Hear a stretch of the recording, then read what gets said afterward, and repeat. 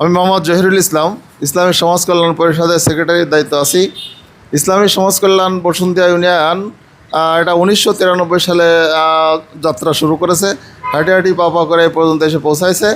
তো দুর্ভাগ্যের বিষয়, আমরা 2012 সালের থেকে 2024 সাল পর্যন্ত এই সংগঠনটি বন্ধ করে রাখা হয়েছিল যে কোনো কারণে। পরে আমরা এই 5ই আগস্টের পরে এটা খুলছি এবং এখানে অনেক দাতা সংগ্রহ করছি। তাদের মাধ্যমে আমরা অনেকগুলো কাজ করি, যেটা কন্যাদায়গ্রস্ত রোগগ্রস্ত ব্যক্তিদের আর এই মেধা তালিকায় যে আজকে গরিব মেধাবীদের বৃত্তি প্রদান করি তার একটা।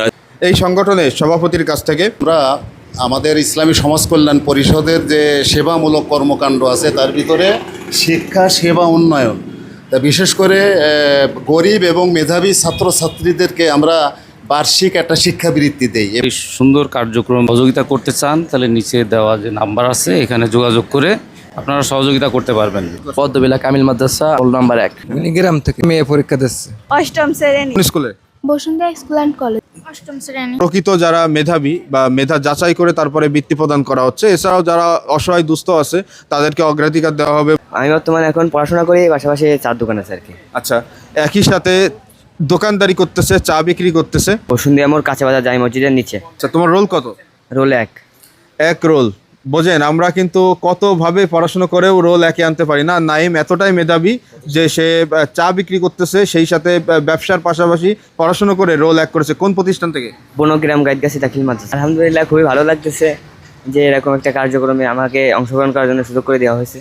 এর আগে ভাইয়ের একটা ভিডিও আপনারা দেখছিলেন, সেও একজন প্রকৃত অসহায়। এবং আপনার কে পরীক্ষা দিচ্ছে এখানে? আমার মেয়ে। কই সে? তুমি কোন ক্লাসে পড়ো? 6-এ। অনেক উপকার হবে। কোন ক্লাস থেকে কোন ক্লাস পর্যন্ত আপনারা এই মেধা যাচাই করছেন? মূলত আমরা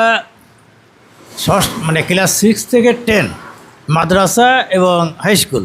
আমি মোহাম্মদ আব্দুল জব্বার, এই ইসলামী সমাজ কল্যাণ পরিষদে সাংগঠনিক সম্পদ হিসেবে দায়িত্ব পালন করছি।